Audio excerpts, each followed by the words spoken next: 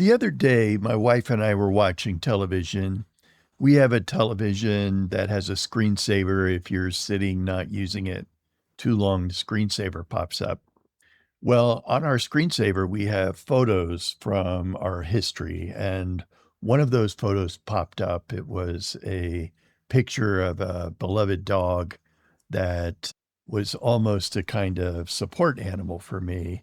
If you know anything about pit bulls, you know that they become very attached to their owner and very protective and very aware of anything they're feeling. And I certainly had that experience with this dog. I would get up sometimes, and if I was a little lightheaded, the dog would run over and make sure I was okay. So me and this dog had quite the bond, and it ended up dying about 5 years ago from a freak accident. So when its picture popped up, I'm gonna show it on the screen here so you can see how really cute this dog was. What flooded me were feelings of sadness and really familiar grief from having lost this dog so suddenly. And I was sitting in those feelings, and all of a sudden the thought hit me, or the realization hit me, that I didn't have to just focus on the grief, that I didn't take this picture to taunt myself years later when the dog had passed away that I could no longer see her. In fact, it was quite the opposite.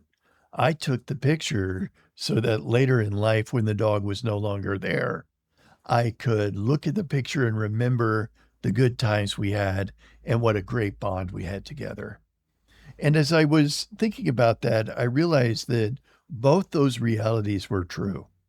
It is absolutely true that I continue to grieve at times for this dog when I think about her.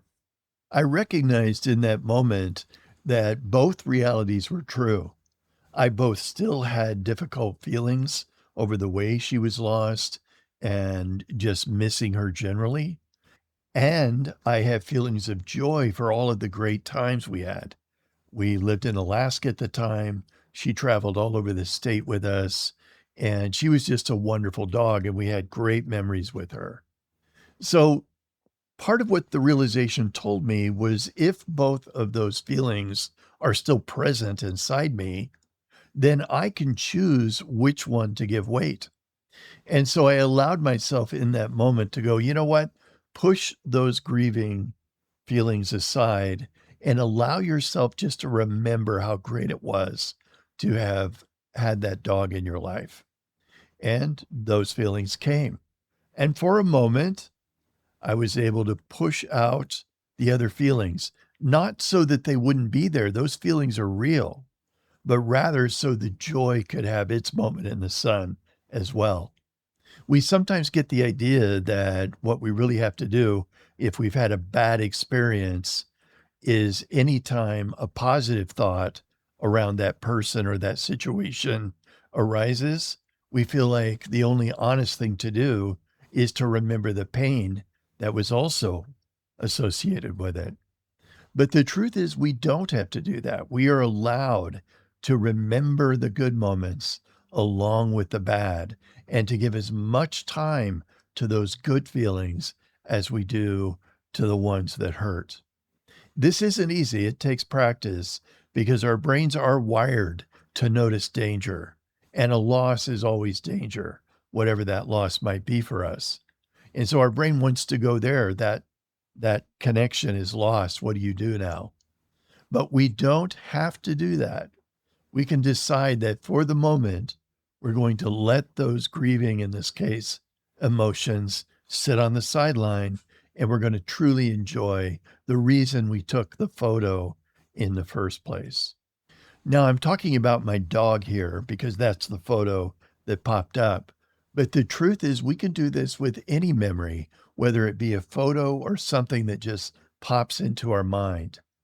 If there were positive moments that might have been overshadowed by one big negative moment, we're allowed to remember those positive moments and enjoy the picture or the memory for what it reminds us of that was good in that person or that situation. Now, before I go on though, it is absolutely true that sometimes our positive emotions can hide or overpower negative emotions that we really need to take seriously. If you're in an abusive relationship, it is very typical for the person being abused to give all kinds of slack to the abuser and to note, well, but they do good things sometimes. And so, how can I focus just on the bad when so much of our relationship seems good? And it's okay to remember the good times and how they made you feel. But it is important in that situation to also make room for the bad. Because the idea here is we want both those emotions, both valid emotions, to sit out front where we can inspect them and we can experience them together and make decisions in the case of our current relationships about what our response should be.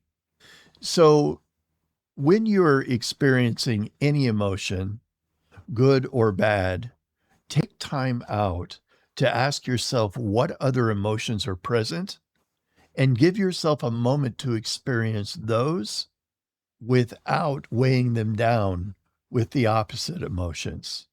This will give you much more of an opportunity to make good decisions and to really understand what's going on inside.